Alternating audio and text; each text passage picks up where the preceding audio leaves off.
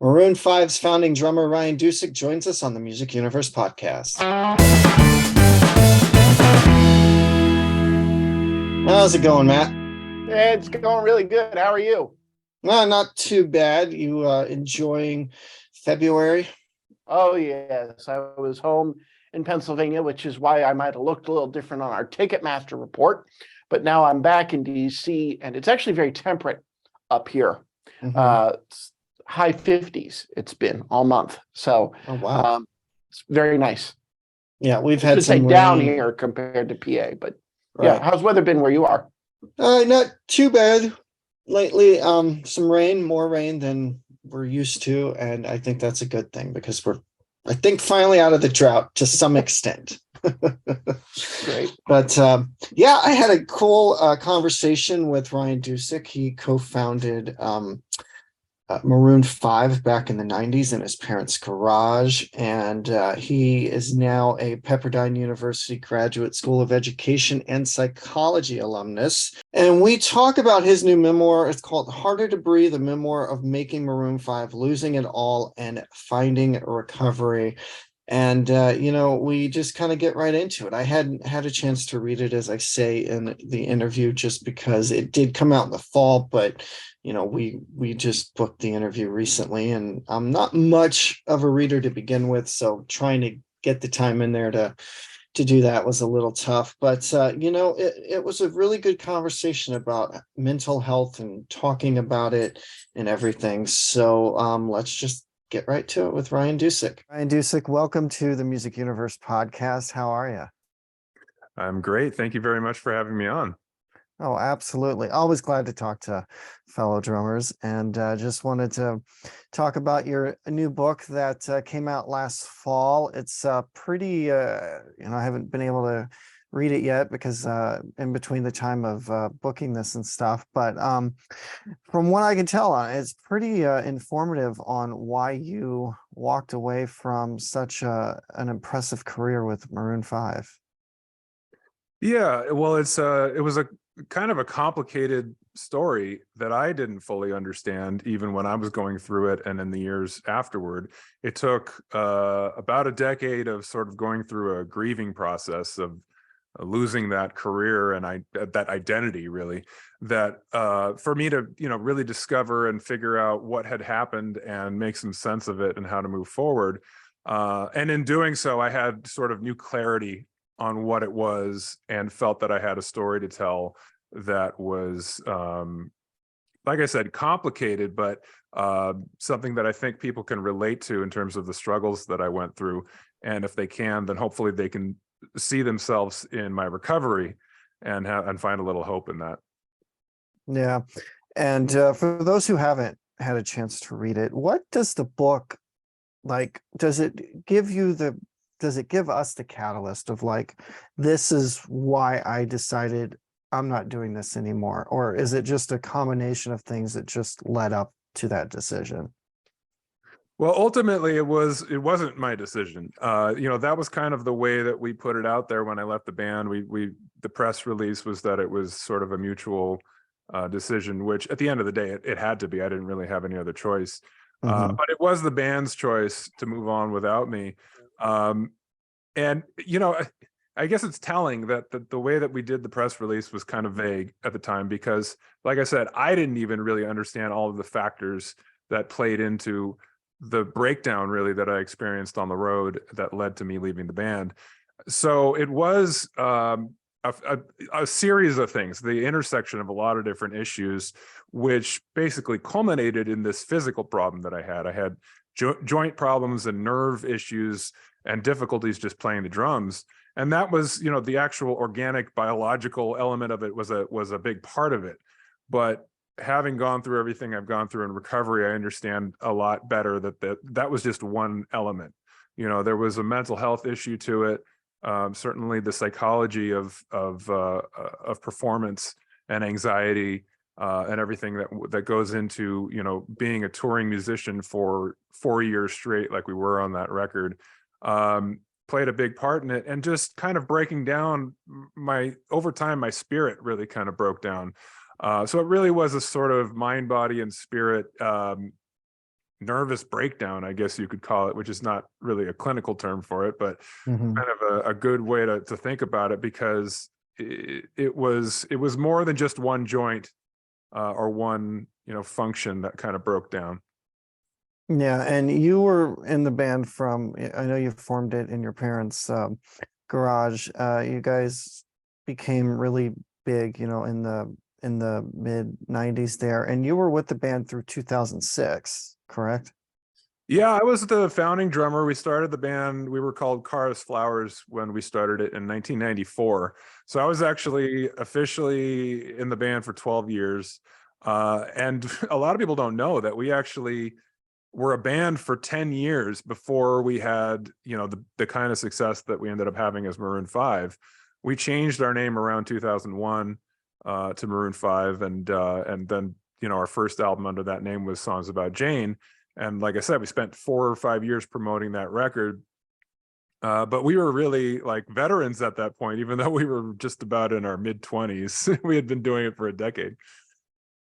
Yeah, it's amazing band's journey sometimes. Like it just, like you said, 10 years, and then others have, a year or two or whatever. And then, yeah, you guys were just, the consummate professionals at that point where you could go out and do that. And you had that fan base of touring for 4 years on the one album. In fact, I remember playing Harder to Breathe in a club once. I was hired to play a few cover songs, and that was one of the songs played, and I'm like, oh, this is a great song. And really kind of that's how my introduction to Maroon 5 came. But working up to that success, what was it like for you guys as a group, just constantly just pushing it to become that successful?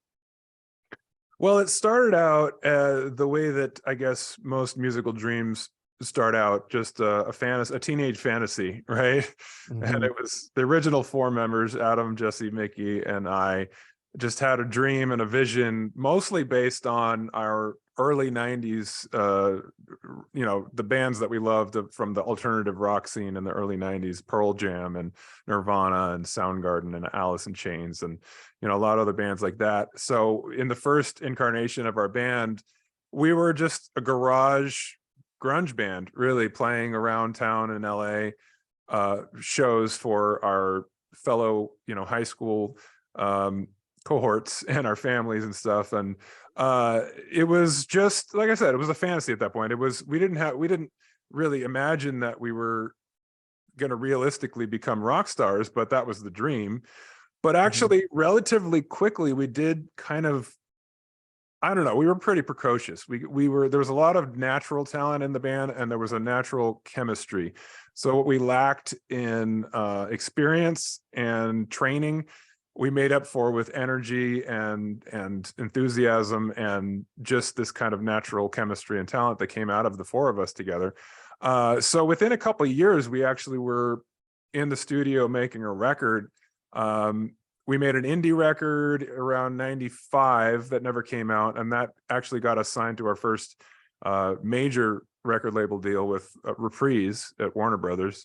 And that album came out in 97 when I was 19 and the other guys were just finishing high school. And we were told we're going to be stars at that point, and we believed what we were told. So we went out on the road promoting this record thinking this is it, we're going off and we're going to come home stars.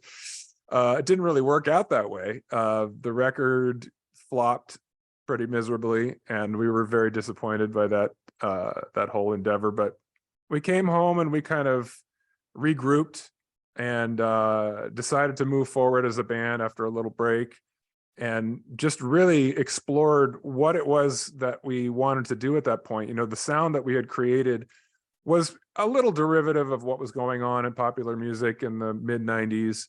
And it was kind of on the tail end of the Weezer, Green Day era of that sort of garage indie pop alternative, or whatever you want to call it, power pop. And so, we kind of missed that boat, and we wanted to do something very different at that point, and we were listening to a lot of different kinds of music. So it took a few years for us to rediscover who we were as artists and what kind of music we wanted to make.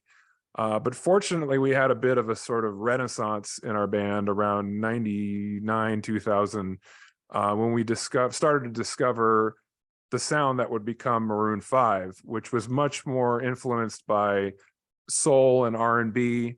We were listening to a lot of Stevie Wonder and Al Green and Otis Redding and Marvin Gaye and Michael Jackson and Prince, and then listening to a lot of contemporary hip hop as well. Tracks influenced by, or tracks produced by, the Neptunes and Timbaland and Missy Elliott, that kind of stuff. So we started incorporating some more modern beats and grooves, and Adam started to find his voice as a more soulful singer and as a lyricist as well. That was when he started to really become a much better lyricist. So that was kind of the arc of what it took to finally really discover the sound that was going to work for us, and then get our second record deal, which led to Songs About Jane. Yeah, no, and that just puts you guys out there and everything. So I want to get back to when you mentioned, you guys mutually made that agreement, and do you still talk to everybody still? Are you still in touch with them? Yeah, I mean, those guys are my brothers, really. If I haven't seen them in a while, and then I go to a show or to a birthday or a wedding or whatever, it's like old times. It's like no time has passed. I talk to Adam probably the most of the guys, which is not a lot. I mean, they're pretty busy, and I'm pretty busy at this point too. I've got my own career and stuff now. So, but it's every now and then we'll check in with each other and just Adam and I will text each other or talk on the phone, and it's just kind of like we're teenagers still, just being idiots, joking around. Nothing wrong with that. Yeah. And you're a graduate of Pepperdine University of Education and Psychology. What made you go that route after music? Well, it was a series of things.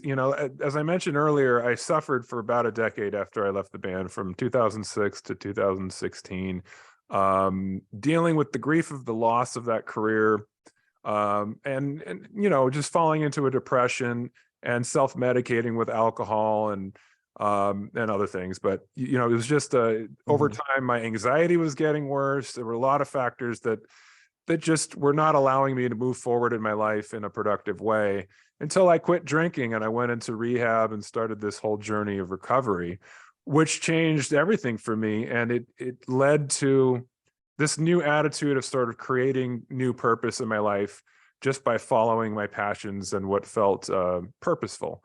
And early on in recovery, that was just being of service within the recovery community. I was volunteering at a recovery center, and I was, sponsoring new people coming into the 12 steps and stuff like that. So that was just very fulfilling in a way that I hadn't felt fulfilled and purposeful since I left the band. And so it was just one logical step after another. From there, I decided I wanted to do it more professionally and go back to school and maybe become a counselor of some kind. That led to me applying to Pepperdine and getting in and going and getting a master's degree in clinical psychology, which kind of broadened my horizons and led to me becoming a therapist.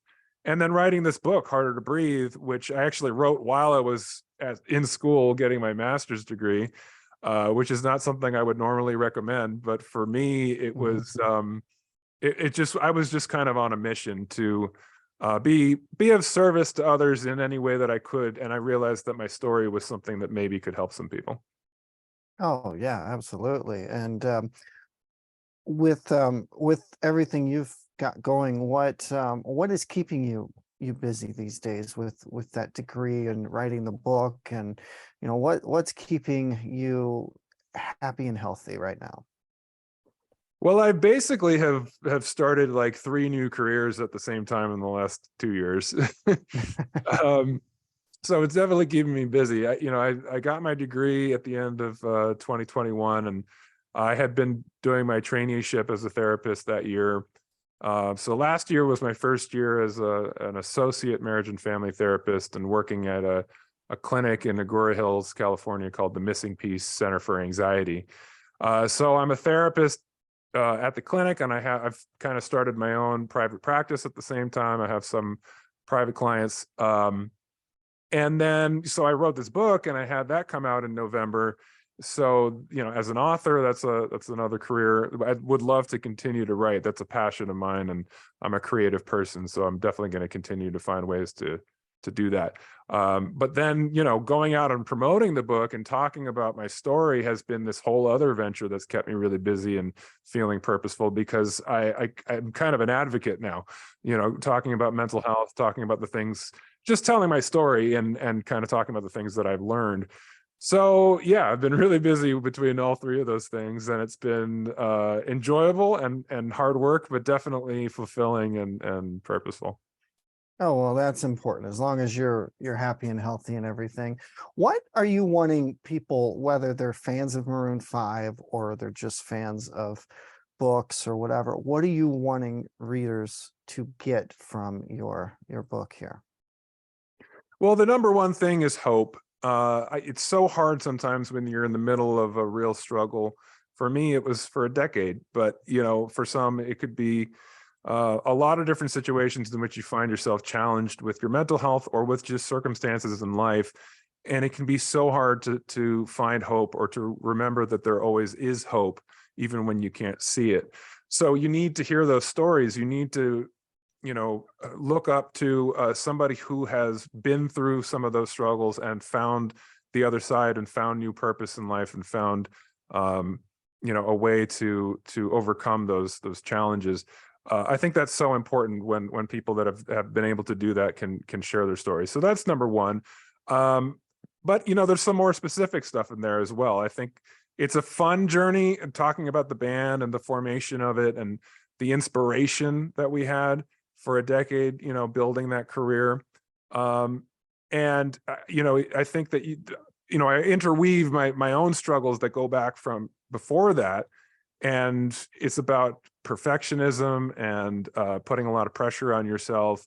It's about obsessive compulsiveness and anxiety and a lot of different things that played into my psyche, and why my stress got more and more intense over time. And just wishing I had more perspective back then.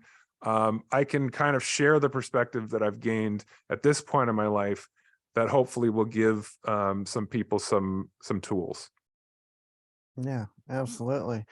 And I love your setup behind you. I'm presuming lifelong drummer, you're still playing? I try to, this is kind of my studio / office / man cave. Mm-hmm. And it's I built it to be a studio, but then I after I built it, I went back to school and started a whole new career. So it's kind of taken a lot of different forms, but I have my drum set up. I'll sit down and just try to rock out, most days. It doesn't usually come out as well as I want it to, but that's where I am at this point in my life, and it's always going to be a part of me. But I play the guitar as much as I do the drums and the bass, and just try to have fun, Yeah. I was trying to do it professionally for a while too, and then I walked away, and I'll tell you, it was haunting, just not doing that anymore at that level, or any level really. And my office is kind of the same as yours, kind of a man cave with drums and stuff. Have you ever considered, going back at it, not necessarily full time, but just performing again with people, recording with people, releasing music, playing shows? Has that crossed your mind, and kind of, have you made any decisions on that over the years?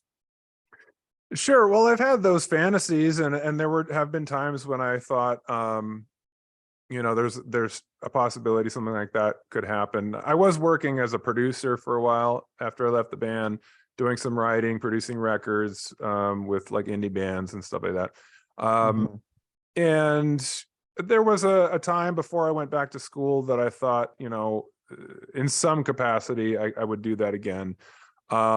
As I've started these new careers, that has been less on the sort of front burner. because I have so many other things going on that have been fulfilling. But never say never. You know, that's still a big part of my journey is trying to figure out my relationship with music moving forward. It was something that was my biggest inspiration and passion and joy at one point in my life, and it was something that was my biggest pain and trauma and loss at another point in my life. So, you know, when you have trauma like that, you carry it with you. You try to deal with it the best you can and process it and move on. And I have in general in my life, and found this whole other part of my life that's been really, really just a great new chapter. But I still carry with me some of those scars as we do, and hopefully moving forward, I'll continue to heal from that and find new ways to reconnect with that old passion.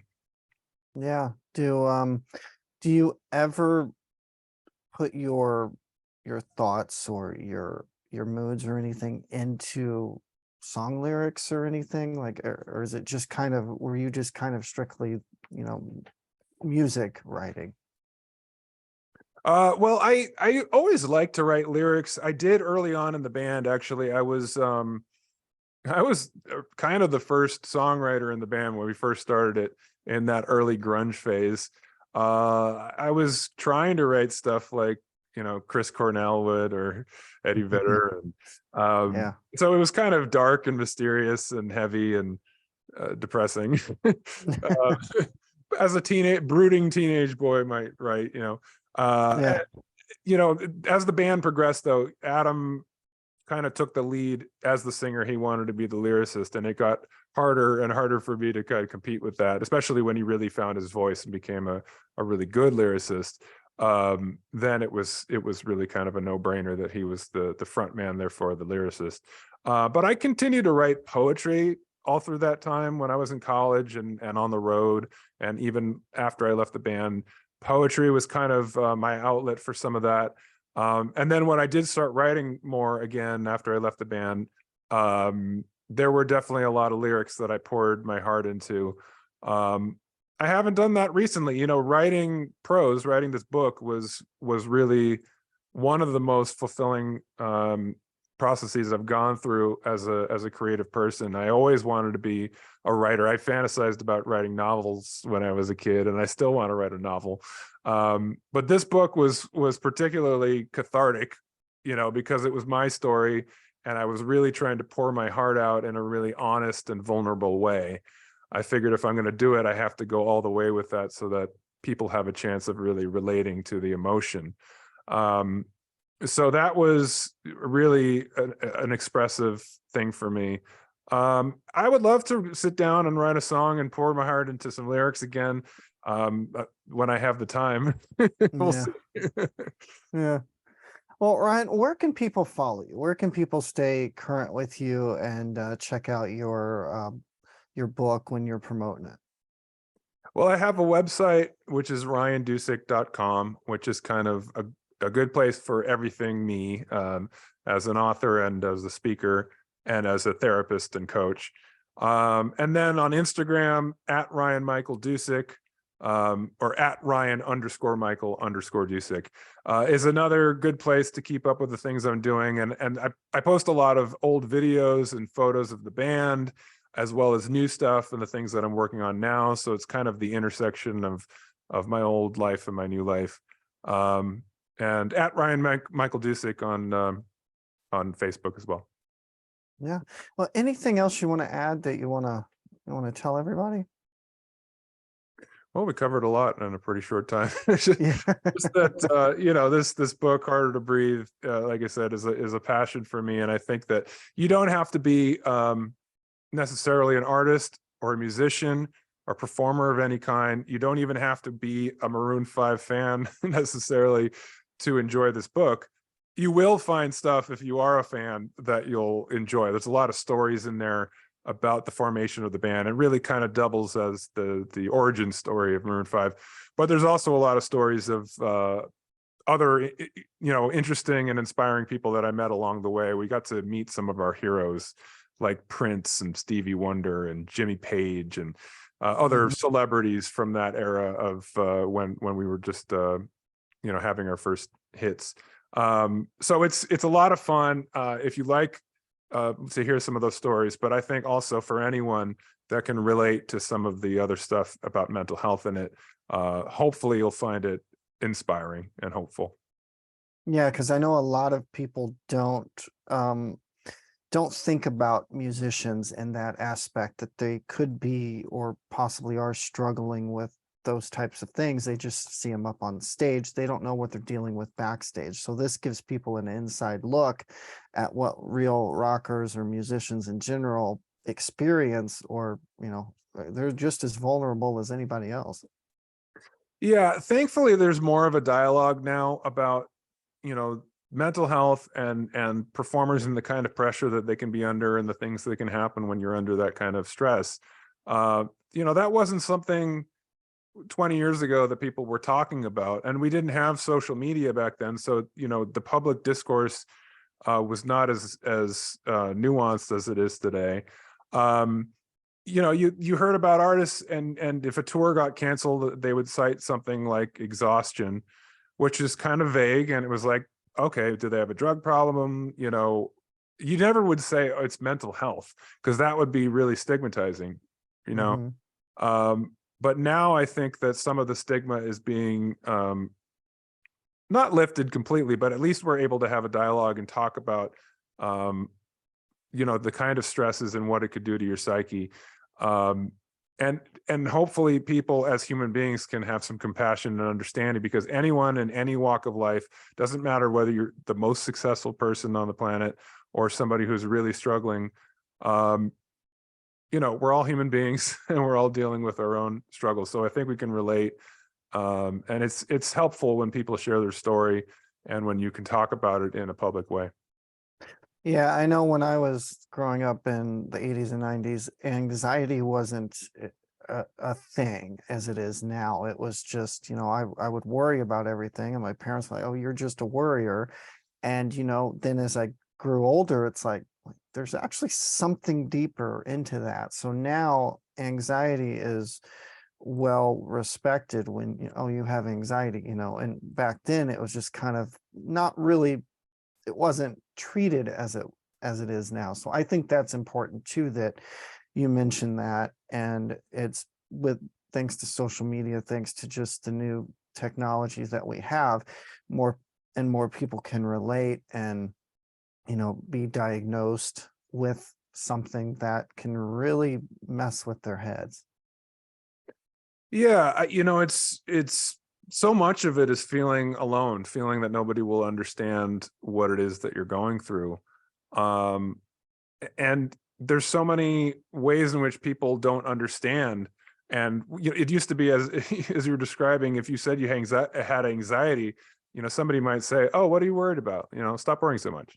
Mm-hmm. And it's like, if you say that to me, you clearly don't understand what it is that's going on inside of me. But now I think, because we're able to have these conversations, and as the world has continued to change and become more complicated, and the things that we go through, I think more people can connect with one another on what it is that challenges us, and the more we're able to have that discourse, the better. Yeah, and that's very important. So Ryan, thank you for chatting with me. Thanks for the book. We're gonna have to I'm gonna have to definitely check that out, because that after we speak, it just kind of really encourages me to just see what that struggle is for other people. Yeah, well, thank you so much. This has been great, and I hope you enjoy the book. Yeah, I'm sorry I couldn't do it with you. It turns out we booked it, and the world happens, life happens. And as it turns out, that was right when the earthquakes in Turkey happened, and my day job needed my full attention for that breaking news. Those of you that follow us know I'm also a journalist, TV Mhm. producer here in DC, so had to focus on that. And I'm sorry I missed the conversation, but such an important conversation about mental health, and it affects musicians more than I think the general public knows. Yeah, and we kind of discussed that too, because it's one thing to be on tour all the time, being away from everyone, and people don't realize what that can do to your mentality. So you know, and anxiety is such a huge part of our culture now that we've come to diagnose it and be more open about it. And you know, I suffer from it, as I mentioned in here, and you firsthand dealing with that when I travel.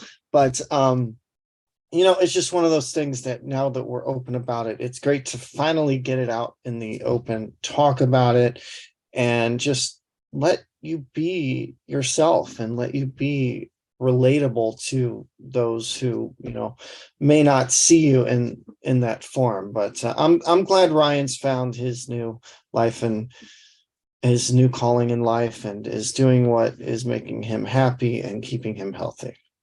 Yeah, it's wonderful anytime a musician opens up like that. So I'm glad you got to talk to him.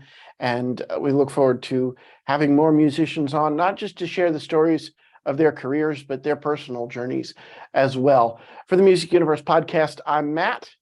And Buddy, thanks for listening and watching. Be sure to hit that like, subscribe, and share button, and be sure to follow us at themusicuniverse.com and tmupod.com. Take care.